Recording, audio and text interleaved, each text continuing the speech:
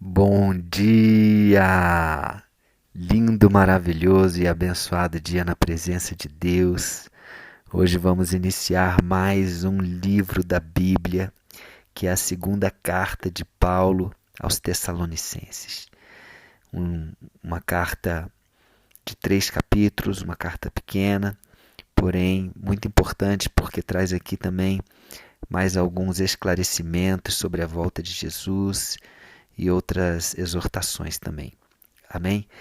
Então, foi uma carta que provavelmente não foi escrita muito depois da primeira, pouco tempo depois da primeira, e, e os escritores, em conjunto aqui, Paulo, Silas e Timóteo, né, ou Silvano, como Paulo chama Silas aqui também. É interessante a gente dar uma chegada lá em Atos, capítulo 17, capítulos 16, e ver a história deles, né, passando ali por Filipos, sendo realmente massacrados, colocados na prisão, açoitados, sofreram muito ali, e depois, logo depois disso, onde tem aquela passagem maravilhosa onde Paulo e Silas começam a cantar e louvar na prisão e as prisões se abrem, as algemas se soltam e eles têm aquela experiência maravilhosa, né, de serem libertos. E é incrível, dá uma checada lá que vale a pena. Mas então, estamos no dia 578 e vamos começando aqui, primeiro capítulo de 2 Tessalonicenses. Versículo 1 diz assim: Paulo, Silvano e Timóteo, a igreja dos Tessalonicenses, em Deus nosso Pai e nosso Senhor Jesus Cristo.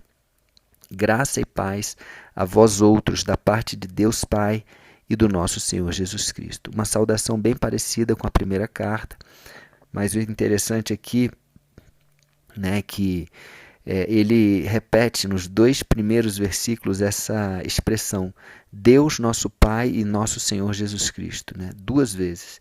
Então eu creio que ele está aí talvez trazendo uma ênfase para essa diferenciação. Precisamos entender que Deus Pai é um e Jesus é outro, tá? É importante a gente ter essa diferenciação também bem clara nas nossas mentes, tá bom? Jesus, lógico, que tem a divindade também, é digno de toda honra e toda glória, mas é importante a gente entender Deus Pai e Deus Filho, amém? E ele continua. Interessante também, ele sempre bota graça antes de paz, né? E eu imagino assim que a graça deve anteceder a paz, porque a graça, que é o favor imerecido, é a salvação, e essa certeza da salvação nos traz uma paz que ninguém pode tirar de nós. Então ele sempre fala graça e paz a vós outros. Um detalhe aqui interessante também. Versículo 3 ele fala: Irmãos, cumpre-nos dar sempre graças a Deus no tocante a vós outros, como é justo, pois a vossa fé cresce sobremaneira, e o vosso mútuo amor de uns para com os outros vai aumentando. Olha, interessante, ele sempre fala de fé, amor e esperança, que ele cita fé e amor. E ele fala que a fé cresce sobremaneira e que o amor vai aumentando. Ou seja, a gente traz o entendimento aqui para mim e para você que tanto a fé quanto o amor devem ser desenvolvidos dentro de nós. Nós devemos aperfeiçoar. Lá em 1 João, a carta de 1 João, o capítulo 4, fala disso também, né? Que o amor é aperfeiçoado. Então, e também a fé, ela deve ser aperfeiçoada, deve crescer cada vez mais, para que nós possamos passar por todas as tribulações e cumprir a nossa missão e o nosso propósito de vida aqui. Versículo 4. A tal ponto, né, essa graça que ele dá a Deus, agradece a Deus por esse exemplo deles de fé e amor crescendo, a tal ponto que nós mesmos nos gloriamos de vós nas igrejas de Deus, à vista da vossa constância e fé, em todas as vossas perseguições e nas tribulações que suportais, sinal evidente do reto juízo de Deus, para que sejais considerados dignos do reino de Deus, pelo qual, com efeito, estais sofrendo. Então, gente, é importante a gente entender também que andar com Deus não é sinal de ter mar de rosas. Tem gente que acha que andar com Deus é sinal que vai dar tudo certo, que não vai ter provação, que não vai ter dor, que não vai... Não é isso, gente. Se você pensa assim, você está enganado. Na verdade, andar com Deus é maravilhoso. Nos traz paz, nos traz amor, nos desenvolve a nossa fé, nos amadurece, nos faz pessoas muito melhores, mas, inclusive, um dos sinais de que a gente está andando com Deus é que seremos perseguidos, teremos tribulações, teremos injustiças, né? Sofreremos, sim, tá? Sofreremos, sim. Isso, inclusive, é um dos sinais evidentes de que temos andado com Deus. Se ninguém falar mal de você, está tudo certo, está tudo, né, a tua vida tem alguma coisa errada. Entende? Porque andar com Deus exige uma provação da nossa fé. E a nossa fé ela é provada quase que diariamente. Ou diariamente. Amém? E ele continua dizendo aqui: se de fato é justo para com Deus que ele dê em paga tribulação aos que vos atribulam, e a vós outros, que sois atribulados, alívio juntamente conosco, quando do céu se manifestar o Senhor Jesus com os anjos no seu poder. Então Deus é justo. Pessoal, Deus é bom, justo e fiel. São 3 características que não devem sair da nossa mente. A bondade de Deus é inquestionável. Mas acontece tanta coisa errada, tanta tragédia, tanta tribulação. Uma criança morreu, uma criança que não merecia. Tá, gente, a gente nunca deve questionar a bondade de Deus. Ele sabe de todas as coisas. E Ele é justo. E Ele é fiel. Então, o que está falando aqui? Que a justiça de Deus, Ele é justo e a justiça de Deus vai acontecer, trazendo o quê? Tribulação para quem atribula os que creem em Deus. Quem está fazendo o bem, quem está obedecendo a Deus, seguindo o Evangelho, vai ser atribulado por pessoas que são usadas pelo inimigo. Não que sejam más, mas estão sendo usadas, às vezes estão cegas.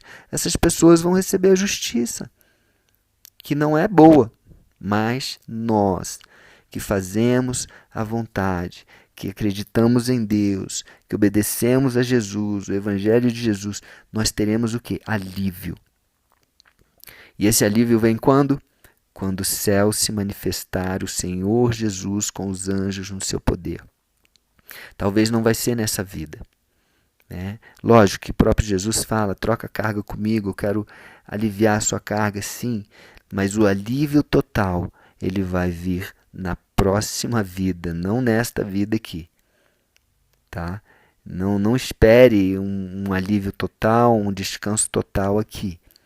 Descanso total vai vir depois. Amém? Versículo 8. Então ele fala, quando do céu se manifestar o Senhor Jesus com os anjos do seu poder, em chama de fogo, tomando vingança contra os que não conhecem a Deus, ou melhor, não querem conhecer a Deus, porque a gente não tem como a gente não perceber Deus em cada detalhe das nossas vidas.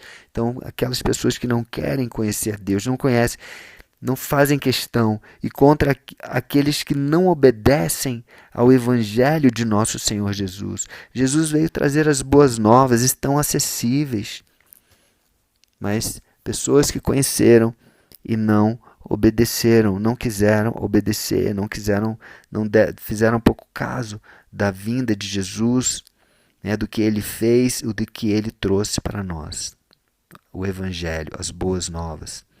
Amém? estes sofrerão penalidade de eterna destruição, banidos da face do Senhor e da glória do seu poder.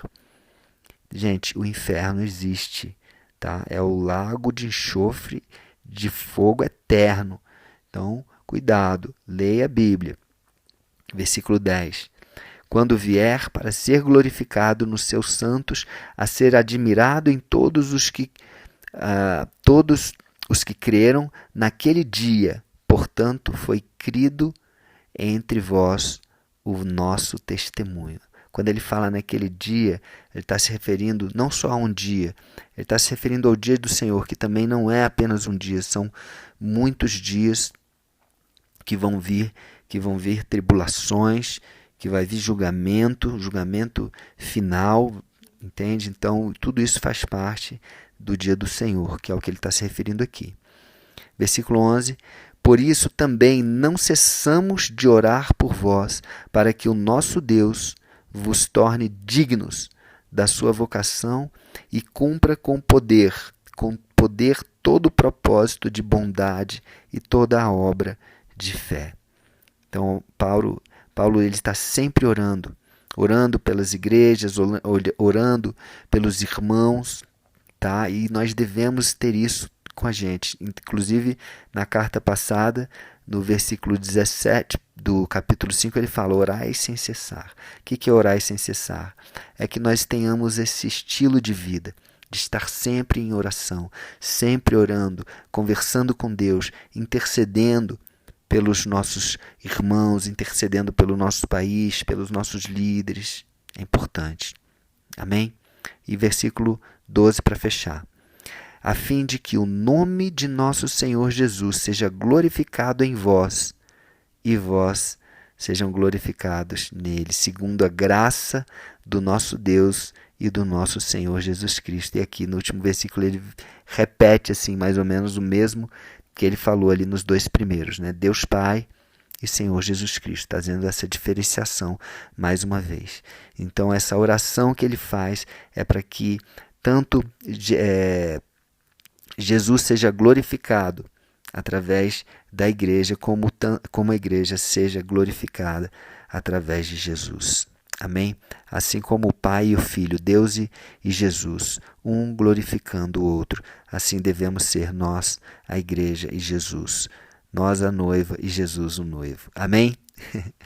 Então vamos orar. Senhor Deus, obrigado, Senhor, por mais uma carta de Paulo, mais um ensinamento, mais um esclarecimento.